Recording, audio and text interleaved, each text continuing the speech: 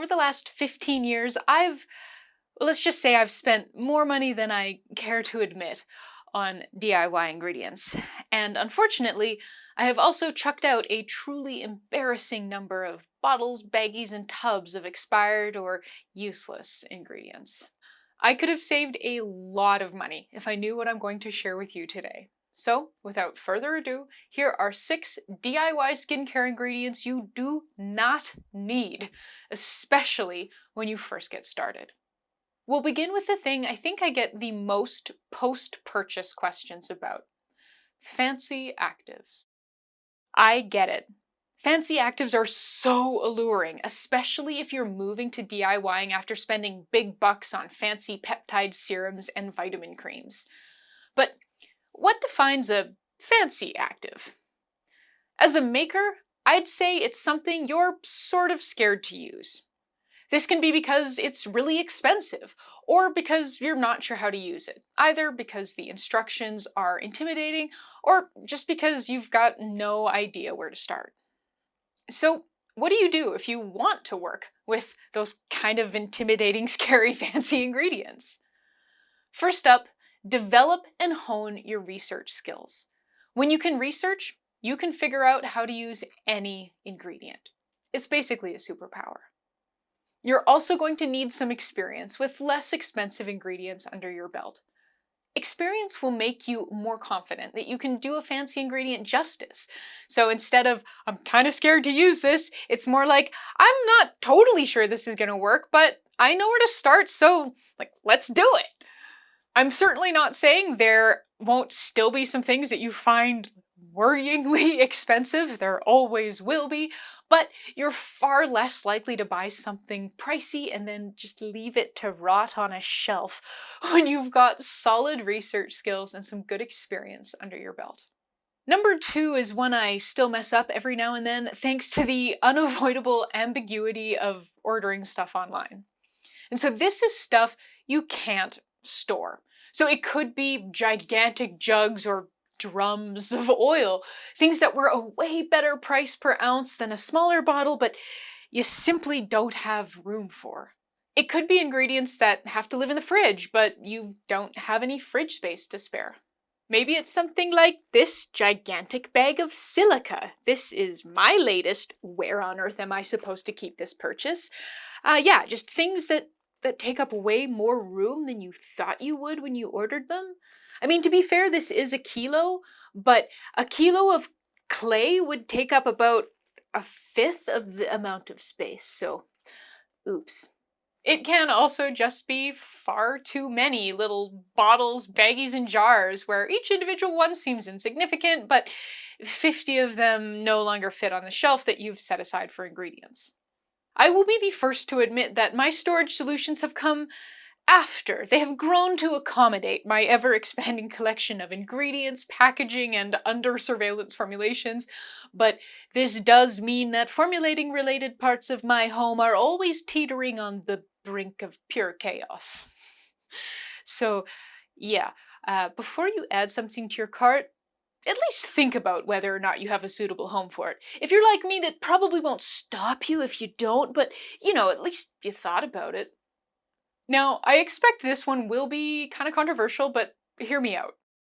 New makers buy way too many essential oils, and given the choice between 24 essential oils and no essential oils, I think you're better off with none. Why? Well, a couple reasons. The first is that using essential oils safely in skincare is more complicated than Pinterest would have you believe. Essential oils are very chemically complex, and each one is unique, meaning every essential oil has its own safe usage rate, and some very popular, familiar essential oils have really, really, really low safe usage levels. If you don't know how to research and calculate those safe levels, especially when blending multiple essential oils together, it's safer to go without. The second reason is shelf life. Essential oils are natural products that change with time. A few, like patchouli, get better with age, but most don't. Old, oxidized essential oils don't smell the same as they did when they were fresh, and oxidization creates compounds that can be harmful to the skin and increase the chances of negative reactions. According to Tisserand, most essential oils keep well for at least 1 to 2 years.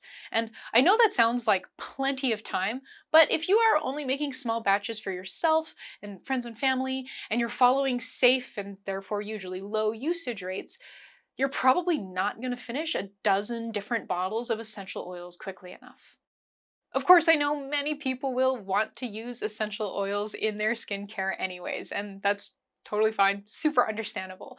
So just do it safely. Make sure you do lots of research with reputable sources, buy small bottles, store them somewhere cool and dark, and choose essential oils with relatively forgiving safe usage rates like lavender, peppermint, rosemary, spearmint, and sweet orange. And don't buy all of them at once. You can always try more later. The fourth one is super seductive and has proven irresistible to yours truly far too many times, especially with essential oils. It's those last chance clearance ingredients, the ones a company is selling at a truly fabulous discount because they're discontinuing it. Ingredients are discontinued all the time for all sorts of reasons. It could be that the manufacturer has stopped making it altogether, so even if it's a really popular ingredient, the supplier can no longer get it. If that's the case, and you already know you adore this ingredient and you have some formulations that rely on it, then by all means, stock up. But if you have never used the ingredient before, you should probably save your money. If you fall in love with it, you won't be able to get more. And if you try to head that off by buying lots of it, you'll be stuck with a lot of it if you don't like it. Because, let's face it, sometimes an ingredient is discontinued because it's unpopular for good reason. Every discontinued clearance essential oil I've ever purchased has smelled awful. Number 5 isn't so much a hard no as a be aware. So if you've ever seen a butter for sale and thought, I didn't know that plant made a butter, something like aloe, strawberry, or hemp butter, chances are good that ingredient was actually a pseudo butter. Pseudo butters are ingredients made by blending some sort of neutral, buttery base, often hydrogenated oils that aren't too different from vegetable shortening, with extracts, fragrances, essential oils, or carrier oils to create something buttery that isn't a true butter like shea or cocoa butter. There's nothing particularly wrong with these faux butters, but you should be aware of how similar they can be to one another. New Directions Aromatics sells over 30 different pseudo butters, but if you look more closely, you'll see they're all mostly made of non-GMO soybean butter. If you want to try some of these butters, go for it, but don't order a ton of different ones until you're certain you like the feel of the base, because they'll all feel pretty darn similar if they've all got the same base. If you're feeling so inclined, you could always make your own too by mixing carrier oils, oil-soluble extracts, and essential oils with something like a plain soy butter or a refined real butter like shea or mango. Our last save your money ingredient is a continuation of the butters discussion, and another one you might disagree with. Tread carefully with unrefined butters because they can have strong smells that you might not like or just might not want in everything you make. Unrefined cocoa butter has a very distinct chocolatey smell that I adore, but even my cocoa besotted self will admit that the smell of chocolate doesn't pair well with everything. I've received so many comments over the years from people who have ordered a big tub of unrefined shea butter only to discover it smells nothing like the beloved shea butter lotion that inspired the purchase. The smell of unrefined or raw shea butter is harder to work with than cocoa butter, in my opinion at least. It's smoky, fatty a bit, nutty, and the smell, it's pretty assertive. If your shea is unrefined and you're making a body butter with it, that body butter is going to smell like raw shea butter. If you add essential oils, you can get raw shea butter plus lavender or mint or whatever, but that shea scent, it's not just going to bow out gracefully because you added an essential oil. It's still going to be there. So if you aren't sure you like the smell of a raw butter and want that smell as part of your products, It's a lot more versatile to get refined versions. I know many people are concerned refined butters have been stripped of all of their goodness, so I asked cosmetic chemist Valerie George about that, and here's what she had to say. First off, shea butter is a plant, and so it probably has heavy metals in it.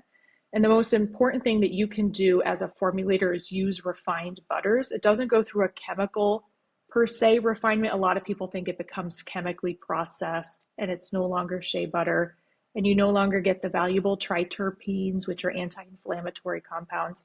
That's not true. I actually did a lot of work on oils in my previous career at the salon brand I worked at.